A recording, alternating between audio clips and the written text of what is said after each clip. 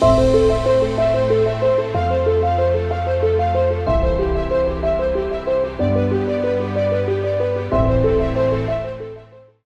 to Intentionality with Paul Kempff, the podcast and YouTube channel where we explore the possibilities and opportunities that can be created by a more intentional life. If this is the first episode of IWPK that you've ever listened to, the good news is we're on episode 31, so there's another 30 for you to go and listen to. If you have listened to some of the previous episodes, you are returning to this podcast, and you have not yet subscribed, why? Please do so. Help us to get this podcast out to more people. Share it on social media so that we can try and have a bigger impact on more people. Today I'm going to visit the people of FFG, the amazing people of FFG, one more time before we change to a different topic for the next few episodes. And I've got another guest from FFG here with me on the couch. So I'd like to give a very warm welcome to Tebogo Ranoto. Welcome, Tebogo. Hello, Paul. It is lovely to be here, and thank you for the invite. It is lovely to have you here. And may I say, you look absolutely lovely today. Thank you very much. Now, Tebogo, before I start asking you some questions, I am going to do an introduction. But this is going to be a bit of a longer introduction to our listeners and our YouTube viewers, because the journey that we have had together at FFG has been a very personal one to me. And I want to tell people about this journey that started at FFG around 18 years ago. So 18 years ago, I was appointed as the Employee Benefits Manager at FFG. And when I came to FFG, there was a receptionist by the name of Tebogo, who was sitting in the front reception of our Pretoria offices, answering the phones. And that's actually where you started at FFG. But very soon after that, I needed an admin assistant in our department. And you got the job. And for the last 18 years, you and I have been working closely, first in the Employee Benefits Department, where you were my admin assistant. There was a small break in that where you decided to leave FFG, but luckily you saw the light and you came back very quickly again. And since then, you have not only been a valuable member of our Employee Benefits Department at the People Company, you have also recently, about a year ago, been appointed as the head of our Employee Benefits Department at the People Company. Something that I am particularly proud of. The fact that over this 18-year period, we could have worked together so closely, and you could eventually take over my role. So that's my introduction of Tebogo. As I said, someone that's been very close to me during my working career at FFG. Now, Tebogo, let's get to you, and let's get to the questions I have for you today. But here's what I want you to do for me first. I've now told the listeners and the viewers what my perspective was of your 18 years at FFG. I want to hear in your words, what is your perspective of what the last 18 years has been like, not only at FFG, but also working with me? So, Paul, let me start off by saying we meet people for an intention, for a season, and sometimes for a lifetime.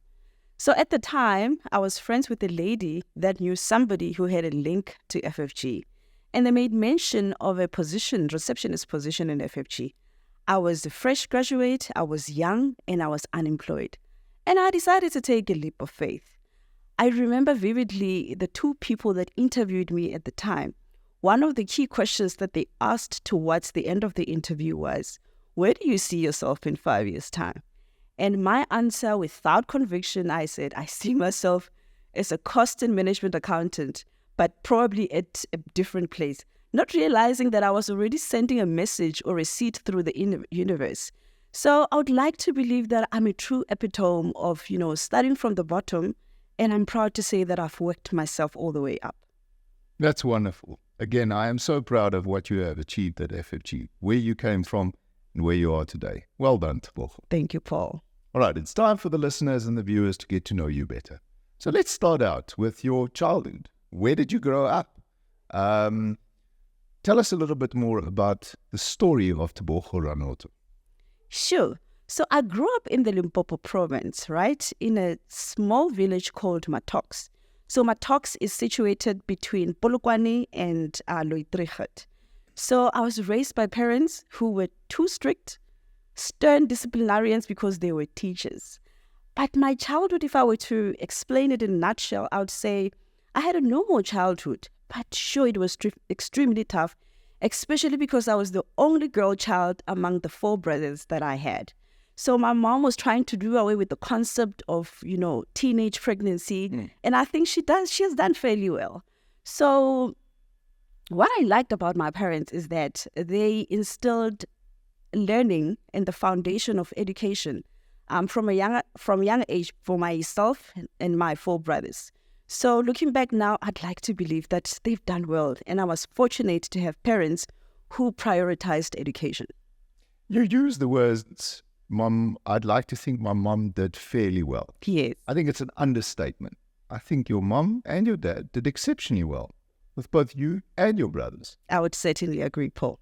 Okay, Tebogo, my next question for you is, what is it that makes you tick? What is it that you are passionate about? What makes you get up in the morning? What makes you smile? What puts that beautiful smile on your face? I'll start off with the one that gets me up in the morning. Is certainly my 9-year-old daughter, who I'm absolutely privileged to have and fond of. Like to believe that she's the center of my life. And secondly, I like laughing. I'm passionate about laughing, and I like people that make me laugh, because I feel laughing can heal a multitude of ills. And thirdly, I'd say music. Music puts a huge grin on my face, and particularly live performances. If you were to tell me my favorite artists in the country, especially R&B, that's when I start budgeting for that ticket, because they can come at quite a cost. I just had an epiphany, Paul, of growing up and my childhood, that my dad actually had a band. He had a guitarist, a drummist, and sometimes he was the vocalist himself. And they used to force us to dance to the music that they're making. What's a stoop in English?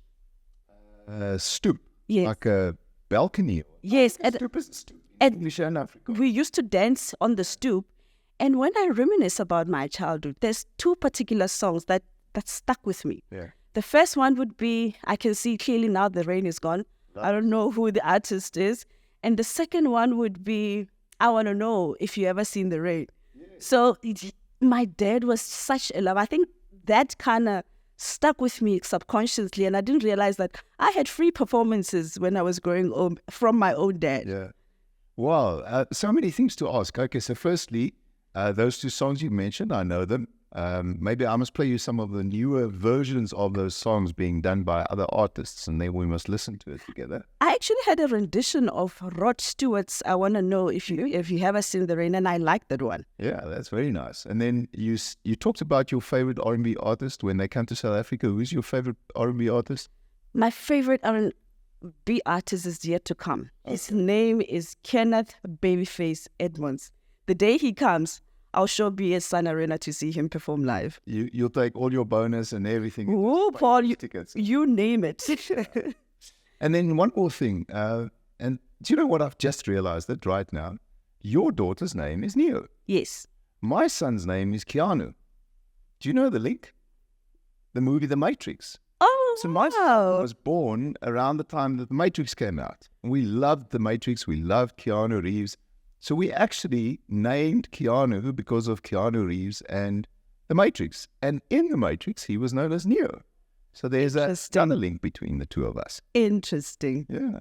Let's go back to work a little bit. Let's talk about specifically your role at TPC, at the People Company, and in the Employee Benefits Department as the manager. What is it that you do there? What is it that TPC does?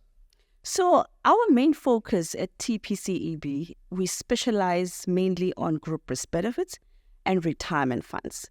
We come up with tailor-made products, cost-effective, that will ultimately enhance the wellness of our clients. That's what we do. Okay, now you've explained what it is that you do and what TPC EB does, but what is it that you do differently from your competitors? What is it that distinguishes your team from other employee benefits consultants in our industry? There's quite a lot of unique selling points, Paul, that we provide to our clients. But if I can single one out, it would have to be our genuine care to our clients. We provide a deep-founded commitment to our clients. We take things personally, not just to ensure that we are just not any other service provider out there. We are your formidable business partner, your confidant, the elder brother that's always there, be it through your triumphs, whether we strategize, or navigating through the challenges that we find in this industry. Love it. There's something you said I want to pick up on. You used the words, we take things personally, or something like that. Yes. Isn't that the slogan of the company? We take things personally. Yes, it is. We take it personally, and you should too. And you used that intentionally, because you and I had a wonderful discussion around what the title of this podcast is going to be. And you just said it. We take things personally, and so should you. So should you, yes. I love that. That is awesome. Tebogo, there's one more thing that I want to just briefly touch on in terms of TPC EB and something you do around the retirement funds.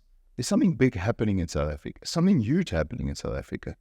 On the 1st of September 2024, the two-pot system is going to be implemented. Now, that's something that has quite an effect on your department and the things you have to do for clients. Tell me a bit more about that. Look, Paul, the infamous two-pot system, or should we rather call it the three-pot? Yeah, that's right. Look, I get what the government and Treasury is trying to do with the two-pot system. Let's face it, a lot of our South Africans or fellow South Africans are struggling, financially. So what the two-pot system will be doing, it will be catering for members of the pension fund to have access or a portion of their money out of the retirement funds.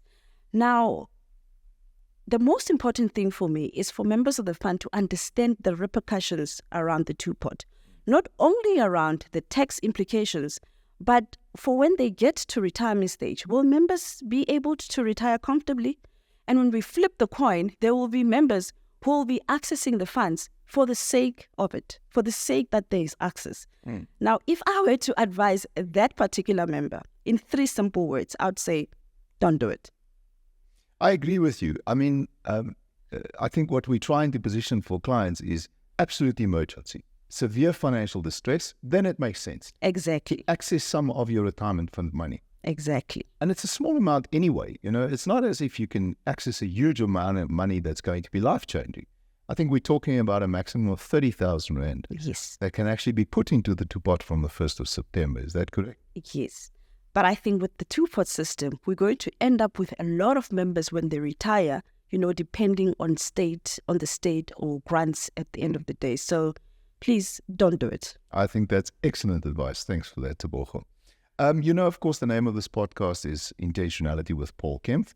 Can you maybe tell the listeners and the viewers something in your life that you do intentionally to be as successful as you are? Oh, yes. There's a line that says, small things become big things. I'm absolutely intentional about consistency. I think when something is done repeatedly, the brain sort of gets it, it aligns and it acts accordingly. So for me, consistency is key. I apply it on my personal life and both on my work life. Yeah, I can attest to that. You're certainly consistent at work, and I think that's a big part of your success. Any last thoughts about anything you do on a daily basis, on a weekly basis, aside from consistency, that makes you successful? My gym life is quite important. My fitness life is quite important. I try to show up at least 3 to 4 times a week on a good week because my work life can sometimes get in the way, which I'm not complaining. I like servicing my clients very well, but I like the feeling that gym leaves you enlightened and a sense of clarity, especially after a great workout. So gym life is quite important in my life. I agree with you. One of the things I find from exercise, which sometimes doesn't make sense, but it happens, it's almost as if sometimes a good workout or a good run can energize you. It almost gives you more energy for the day. Yes, not only does it stimulate your mental health as well, but I think it sort of cultivates a discipline, self-discipline in one's life. Absolutely. You've told me you've listened to the podcast in the past. You know by now that I end off my episodes every week with a tip of the week for the listeners and the viewers. Would you like to give us a tip of the week? Yes. Wonderful. Everything in life rests on our health. And everything in life is doable. So I would encourage the audience out there to prioritize their health, be it through, clean eating habits, be it through taking a walk, be it through, fitness life. Do it. Do it tired, do it exhausted, do it anyway. That's wonderful. Thank you so much for that, Tebogo. It was really great having you here today on the couch. Great to get to know more about you. Great to get to know more about what you do at TPC Employee Benefits. It was really fun having you here. Awesome, Paul. Thank you very much for the invite.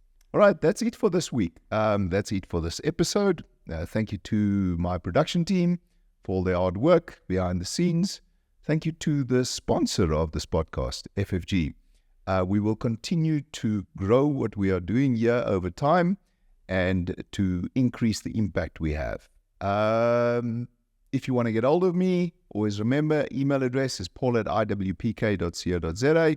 My inbox can handle a lot more emails than what it's currently getting, so please make contact with me, engage with me. All that's left to do is to congratulate yourself on making the choice to live a more intentional life, to be the architect of your success. Thanks for listening and have a great week.